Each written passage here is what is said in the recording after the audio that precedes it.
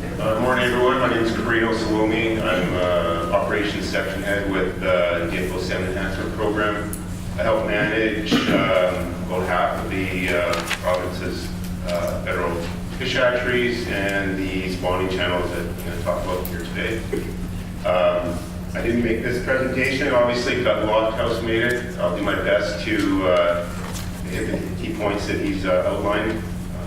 Doug is kind of our resident expert on sockeye, though, so might be hard. Okay. The title of this presentation is Sockeye Spawning Channels, Production, Parasites, and PSM. PSM being pre-spawn mortality. It's an issue that we face from time to time. We have a number of fish that we're expecting to enter the channel. And fortunately, there's some pre-spawn mortality. We don't get the loading that we're expecting. And the main cause of that is some disease, which I'll talk about the next. Okay, so there's 6 main DFO sockeye spawning channels in the province. Altogether, they provide about 142,000 square meters of spawning habitat. And at a max loading with about 1.25 square meters of gravel used per female, that gives a capacity for 235,000 adults. And in total, on average, the production can be around 170 million fry. And if you make a lot of fish, that might not seem like a lot, but for us here in the Salmon Enhancement Program, that represents about half of our overall production from all the other enhancement activities we do.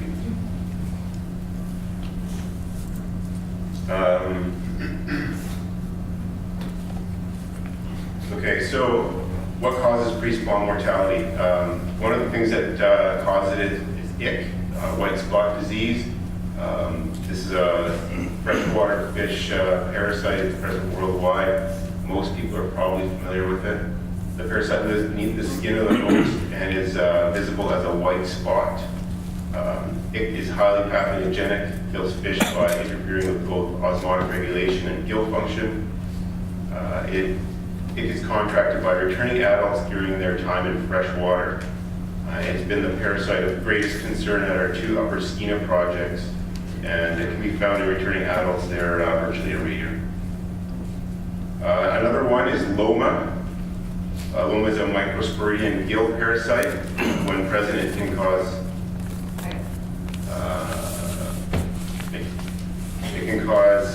blockage of blood flow through the gills, resulting in respiratory distress.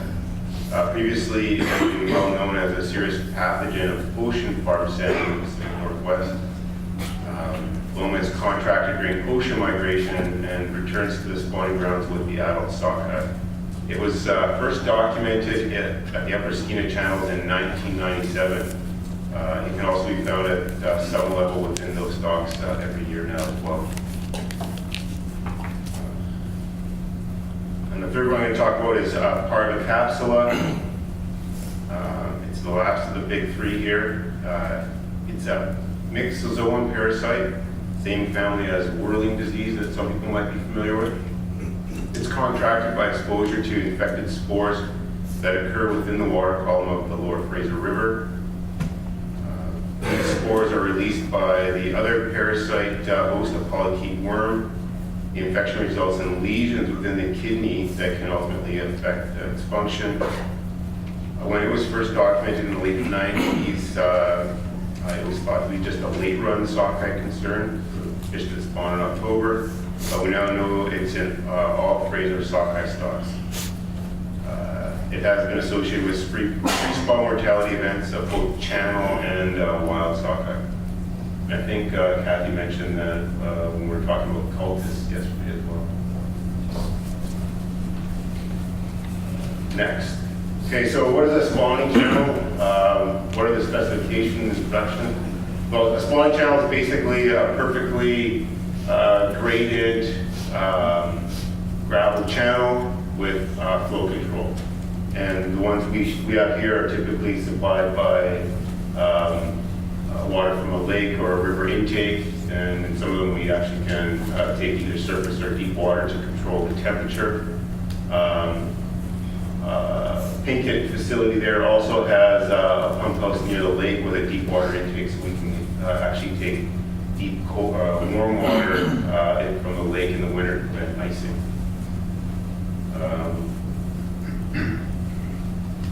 First channel I'm going to talk about in detail here is Fulton Channel. It's located on the south side of Babine Lake. Babine Lake's, I believe, the largest unregulated lake in the province. And with these channels, it's one of the biggest sockeye producers. At a length of just under 5 kilometers and a width of 15 meters, it's the largest channel in BC and maybe the world. It has about 73,000 square meters of spawning habitat. Our target for loading this channel is 115,000 adults, and it's filled over about a 2.5 week period in September. As I mentioned, this channel is fed by a lake intake with a 3-kilometer long pipeline, and operates with a flow ranging between 100 and 140 cubic feet per second, depending on the season and what we're trying to do to bring in adults that are spawning or incubation. Over its 45-year history, the channel has an average yearly fry production of 74 million with a peak production of 120 million.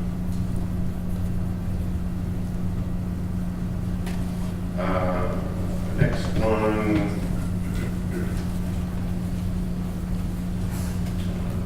Okay, we're going to talk about parasites here. The first problem parasite year at Fulton was 1994, followed in quick succession by 1995. For those 2 brood years, it was responsible for the pre-spawn mortality, and losses were as high as 95%. So you can imagine the folks running the channel were quite concerned about that.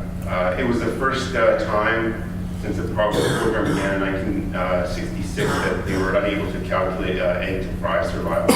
There's too many mortalities, too many partial spawn fish. The fry produced at the end through fry counting was about 1/3 of the long-term average. And since then, over the past 20 years, some level of parasite-induced pre-spawn mortality has been experienced in more than half of the years. And most recently, a 30% pre-spawn was experienced with the 2009 brood year, and 40% pre-spawn mortality with the 2013 year. Pinkett Creek Channel, it's also on the south shore of Babine Lake. It's about 2.7 kilometers long and 12 meters wide. It's the second largest channel in the province, 33,000 square meters of spawning habitat.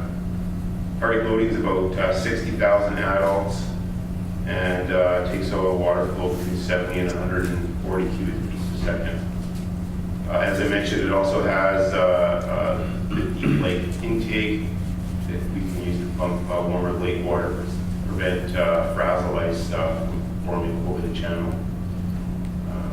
On average, our fry production is 40 million with a max of 85. Problems at Pinkett with pre-spawn first occurred in 94 and 95, thought to be caused by ick at that time. While the losses were lower than at Fulton, we were unable again to calculate an egg to fry survival. Production was down 25% in 94 and 50% in 95. And since the late 90s, both ick and loma have been present each year, but haven't caused the same amount of pre-spawn mortality as Fulton. The Nadina River Channel is also operated by the crew that operate in Fulton, but it's actually up and around in the top of the Fraser watershed. Like Fulton, it has a lake water supply, both a shallow and deep supply, so we can control the temperature.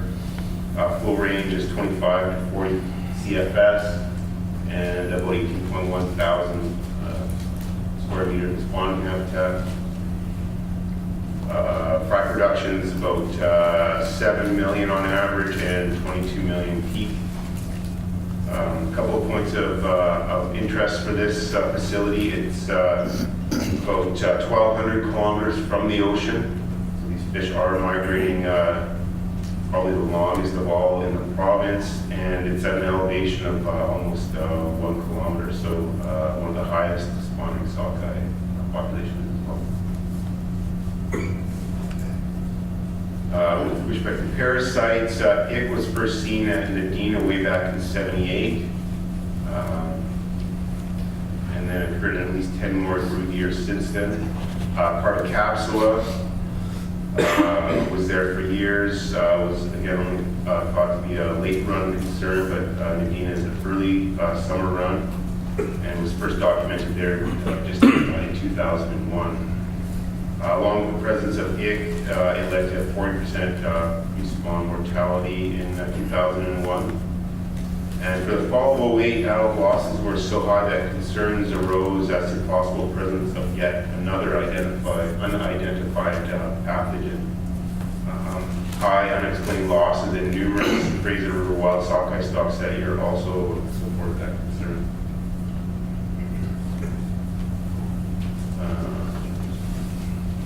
Next facility I'm going to talk about here is Weaver Creek Channel. It's only about 5 kilometers from here up across the Harrison River. This facility has water from 3 different sources, a lake, a creek, and a well. It operates on a relatively moderate flow of 10 to 20 CFS. It's just under 3 kilometers wide, 3 kilometers long and 6 meters wide, and has about 17,000 square meters of habitat. Max capacity is about 40,000 adults, and on average we're producing 28 million fry with a max of about 56. This channel also produces a significant number of chum and some pink. Interesting thing about the Weaver stock is it's one of our more productive stocks with this channel at about 1,600 fry per square meter produced. And it might be the only stock in North America where the fry exhibit both negative and positive real taxes. So fry go down the channel into Morris Creek, and then when they hit the Harrison River, they actually swim up the Harrison River and then rear for a year in Harrison Lake before they migrate out. At Weaver, it was identified in '95, part of Capsule in '96, and haven't had the same levels of respawn mortality that we've seen at the other channels, but it's still a fairly consistent concern. So, what's causing the parasite and respawn mortality events? There's probably 3 main parameters that we're looking at and are concerned with. The first one being escapement size, the second one being water temperature, and then the third being adult arrival time. So escapement size. So, the greater the escapement, the higher density of fish, the more chance there is for parasites to transfer and cause infection. Fish fences are a major concern here. The longer you have fish holding behind a fence, the more opportunity it is for them to get stressed and for that parasite to set in. We try to put that density concern into perspective. Over the past 20 years, the bean fence, which the full-time pinkett fish pass through, has seen a 5-fold variation in escapement. So we go anywhere from a low of like 425,000 sockeye to a high of 2 million. So there's quite a variety of conditions they face. But I should mention that there is not a direct connection between pre-spawn mortality and fish density alone, because we do have significant pre-spawn events when there is low escapement as well. Water temperature. As the water temperature, the higher the water temperature, the faster rate of parasite replication. The life cycle completed more quickly and can be more significant. So at Fulton, for example, in the 45-day period starting August 1, over the past 2 decades, we've experienced up to 50% variation in accumulated thermal units between the coolest and warmest years. We've heard a lot about climate variability lately, and it's definitely a factor for us managing the channels and trying to predict what kind of disease we're going to have. The other thing that's a concern, of course, is arrival time. Earlier the freshwater entry happens, the longer the exposure there is to freshwater parasites. For example, with weaver stock, if they arrive early, we have significant mortality before the fish even make it to the channel. So it's a bit of a race in that sense. Monitoring program. From 95 to 05, Pacific Biological Station has been directing and conducting sampling, and then from 06 to 08, our community advisors and local techs have been doing monitoring. And then from 09 till now, DFO staff out of Prince Rupert have been doing a significant monitoring program. Early years sampling occurred at Tide Test Fishery and at the Babine Fence. There's also sampling occurring of wild stocks. We take about 100, somewhere between 25 and 100 samples from spawning channels as well, depending on what the escapement is, and look at parasite load in those fish. So operational responses, what can we do? One of the things we do is, I think in Fulton, is in lake terminal fishery. We know there's a lot of fish. We try to pull them out in a fishery right at the lake early on. That brings the overall number of fish heading into the channel down and reduces the concerns about stress and parasite. We can load the channel a bit more quickly. We can also back off on auto loading if we see really high parasite load in our monitoring program. The other thing we're doing is optimizing our gravel quality. So we clean the gravel with mechanical rakes and with water flow. We resort the gravel, and in some of the channels we're looking at gravel replacement to optimize the size. We do have the water temperature control, which we can play with. Water flow, and the other thing we can do is actually reload a channel if we have enough fish. So fish come in, if there's a bunch of pre-spawn mortality, those fish will wash out, we'll pitch them out, there'll be room for more fish to spawn, we'll reload. Some other concerns that have been raised in the past is just like I mentioned, the delay of fish accounting fences for fisheries, ongoing variability with climate change, and a big question mark. Additional pathogens, what's out there that we haven't seen yet that we're not aware of. So in conclusion, if parasites are now a yearly concern, they're basically there every year if you look hard enough. We do have some operational and fishery response tools that we can put in place, but we are kind of limited. And basically this all combines to make sockeye spawning channel operation, like any other sockeye management now, increasingly challenging.